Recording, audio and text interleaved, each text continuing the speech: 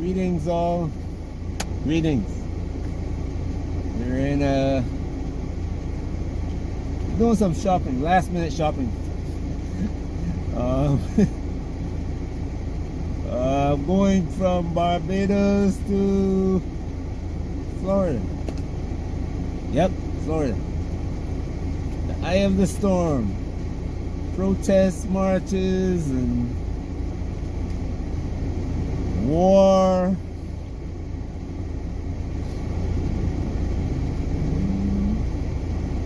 You know about the other events all around the world, especially the one that happened in the middle, in what they call the Middle East. So I don't have to tell you about these things. The one thing I have to kind of remind you of, though, is that you see how it all came together. And when I say it all came together, you have Trump talking and talking and talking. And he's talking about everything. And everybody around the world is focusing on what Trump is saying. However, you notice that they made an attack on Russia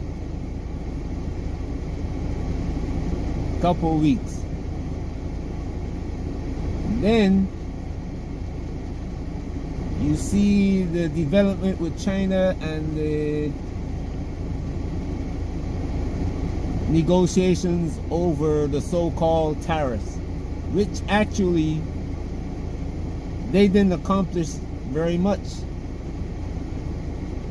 They spent all this time in London talking, and all the Chinese came out and say, look, we agreed. Trump is saying we have a deal. And the Chinese came out and said we have a deal to talk about a framework for implementing what we talked about in, I think it was Geneva, Switzerland, or Belgium, NATO and EU headquarters.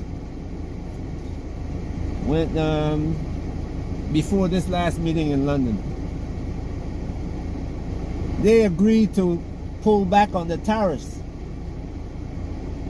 But actually they weren't pulling back on the tariffs. The only thing they do is we're gonna freeze the tariffs until we can talk more. And now the Chinese came up, Trump and said, yeah, we got a deal. The Chinese gonna give up all the rare earths and everything. No, it's not. He's talking big, but the Chinese are saying, look, we are going to, our next meeting is going to work on the framework for implementing. Nothing happened. A framework means that you're going to talk about how to do things. Nevertheless, now, I took some later. I still have some at home. I just cooked one last night. the situation is like, let me give you an example. Two men met in the supermarket, and one says, you know, I want to build a house. I'm gonna have to sit down and talk to you, and you know, we have to talk about it. So the next time that they meet, they have a short meeting, and they say, well, you know, I want to build a house. I got this land that's this large, and I want to build a house 2 stories high and this size, that size. Okay, the next time we meet, we'll sit down now and make a plan, draw up the plans on how we're going to do this. That's what this thing is all about. And Trump is saying we got a deal. So you have to be careful of these things when you hear stuff like that. The other thing now is,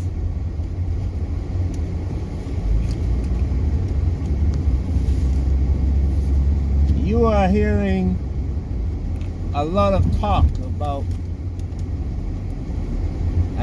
Iran and war and so forth, you're hearing about the US dollar and BRICS and all that. All this noisy background. And the US took the opportunity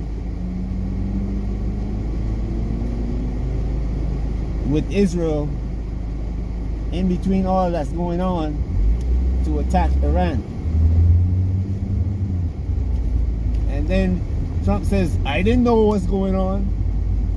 Israel will never attack Iran unless the US knew about it. Because when they use up the weapons that they have, who's going to give them weapons? Nobody else in the world gives them weapons but the US. And when I say the US, the EU might throw in some, but the US is primary.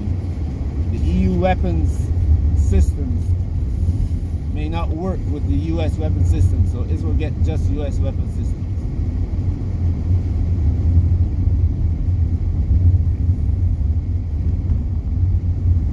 They said they killed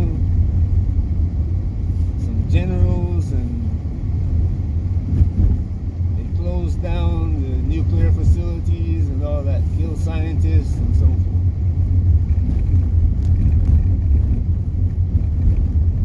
You gotta wait for the details to come out.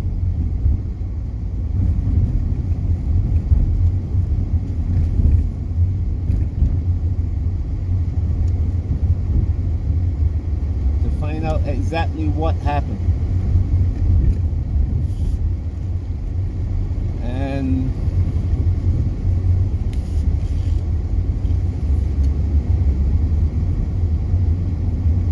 then we're gonna find out what Iran planned to do. But Iran is not going to strike back right away, because they're going to talk to their people, and when I say their people, you know who I'm talking about.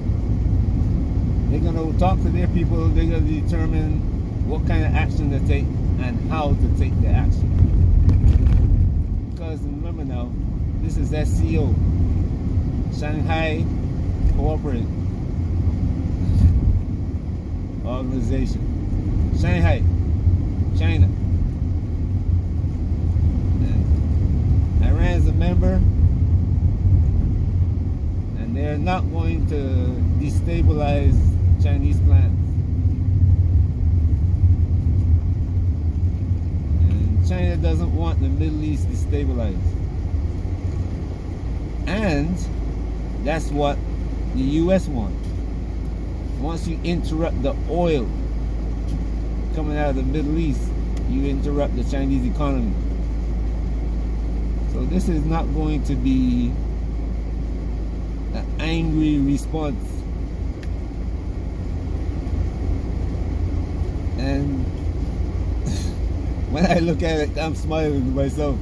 Because me, when I put my general hat on, or my admiral hat on, or whatever, even head of state hat. Well, sorry, I had to cut the video short earlier today, but I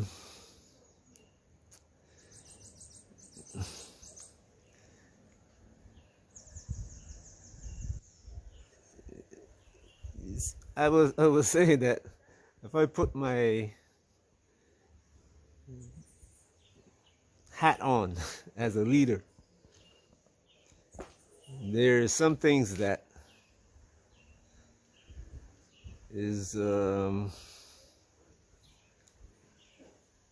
obvious, and some things that may not be so obvious to you. And I want to put out a couple of things here. I could tell this like a story, but it's not a story. There are a lot of moving parts, and if you tell it like a story, you have to go back to when Iran, the modern Iran, and then what I compare that to, after World War II, when the British were in their downward spiral. I mean, their spiral was, just compare it to a snowball rolling down a mountain. And it wasn't just slowly moving. It was now halfway down the mountain, and the snowball was beginning to fall apart, pieces coming off here and there. And America was stepping in to pick up those pieces and put them together and stick the American flag on it. So America moved into the Middle East to take over from Great Britain. They put Great Britain into the EU and into NATO first, and then into the EU to play the role of Israel, the role that Israel is playing in the Middle East. But the funny thing is that Great Britain is still thinking empire, British Empire, British Empire. Not we are a cog in the American empire wheel. Yes, they know they get paid by America.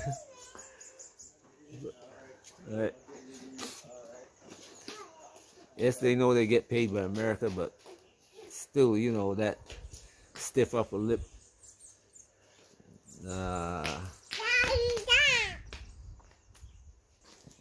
image that they had, the British bulldog, you know. Anyway, now we come to this day, and that Iran, the evening that America took over, is the same Iran that the British had problems with. Because you see, you are putting the Zionists that long ago overthrew Persia. You are putting the Zionists that long overthrew Persia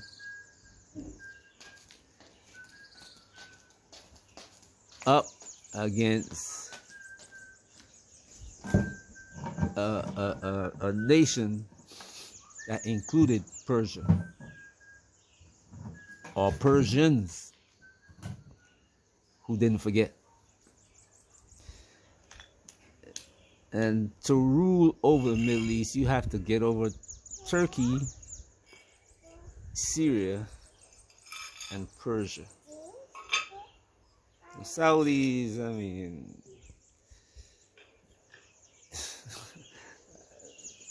I won't talk about that part right now. But you have to overcome those three. Pretty much, you've seen that for the time being they've overcome Syria. And Turkey can't figure out which way they want to go. They're walking the fence. But Iran has made a decision. This is our route. We are a sovereign nation. At least that's the talk. What we have here is that this was a deliberate attack on. I tell you, America was maneuvering all these things that you see we're doing. We're doing now. They were planned as a cover. Even the talks with Iran is a cover for Israel to attack. Just like Syria, there was a cover going on until they were and it involves, to a certain extent, Turkey and Saudi Arabia and UAE, all of them together had a part of that plan. Take over Syria and rehabilitate, put a suit on the man who is in charge now. So Iran is in a position where, like I was saying before, they have to strike. Otherwise, the people of Iran, Persian, are not going to accept that leadership anymore. So they got to sit down with their partners and talk. How are we going to do this? And the Chinese are not going to let them just go blow up everything across the Middle East. Saudis are silent. You see UAE, all of them are silent. That's the fear. Hoping that America will stop it. Hoping that China can stop it.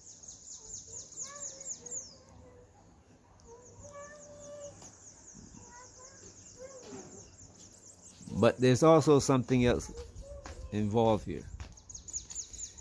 And America is hoping that this push against Iran will destabilize the Middle East and hence destabilize China's hold on the area. Not only a hold, but the continued strength in the area. When you saw America went into Saudi Arabia and promised them AI, I mean, we're going to cooperate you to build your AI.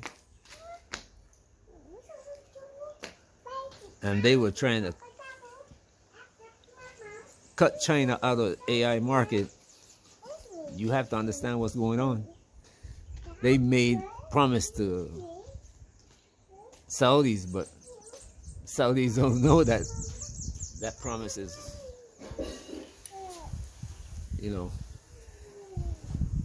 not really a promise, because Israel is right next door, which if they gave that to the Saudis, what are they going to do with Israel?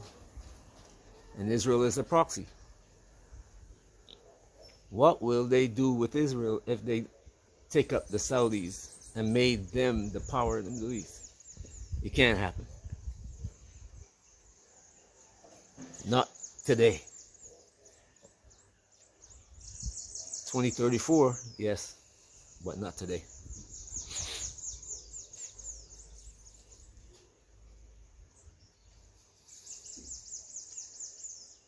The outlier in all of this is Africa.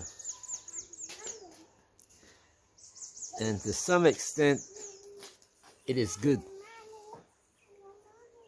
But to other extent, to the other side, it is bad. It can become devastating. Because if the earth is shaken, Africa cannot feed itself, cannot take care of itself. So where does it turn to?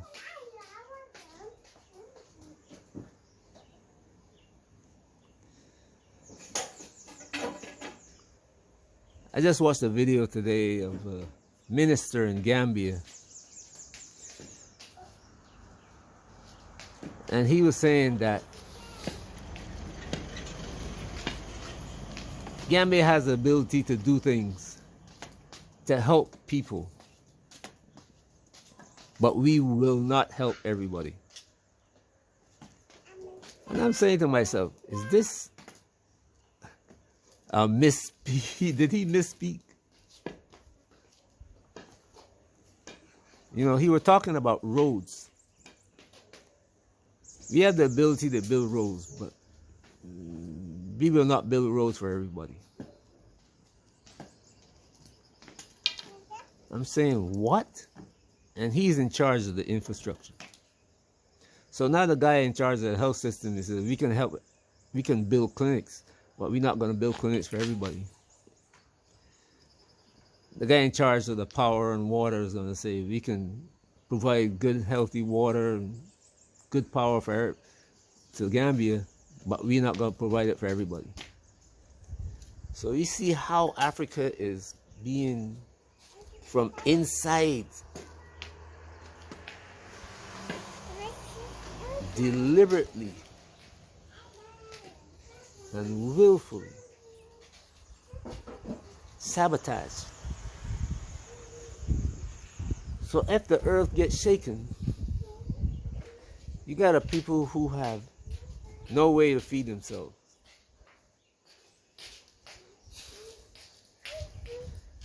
No power, no water. They're back to the 1800s.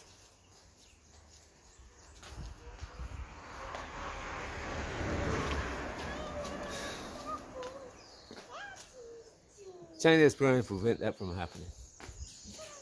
To build that structure in the world where people are able to trade, not forcefully. You're not going to come in and take what you got, put an army in your place like the British did, like Cecil Rhodes, like the Dutch did.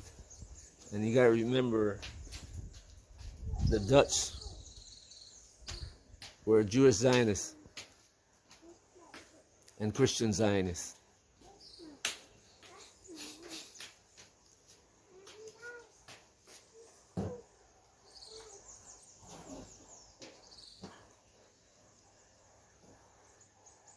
We're at a position, a place, not a position, well, a position too, but a place, a time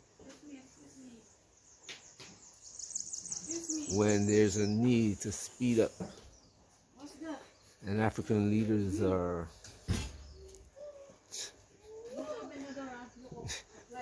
we're not going to do what we're supposed to do. We have the ability to do.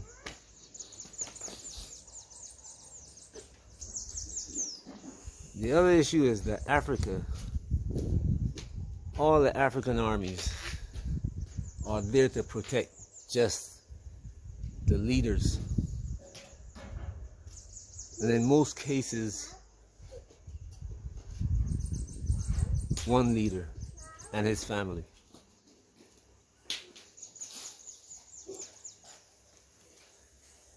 Not to protect all of Africa. So anybody with more intelligence on the art of war, say France, they don't have the army that can fight a war against Russia, but that same army can take over almost all of Africa. Great Britain, they don't have the power to take over, to fight against the Russians on their own,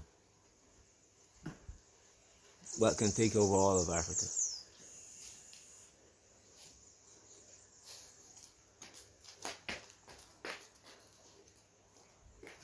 That's what we as diasporans have to deal with.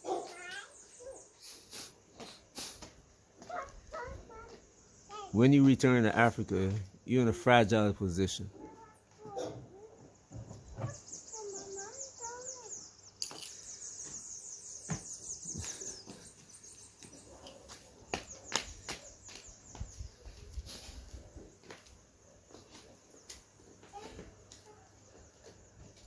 Stay safe. Watch what's going on. And don't be afraid to move if you have to.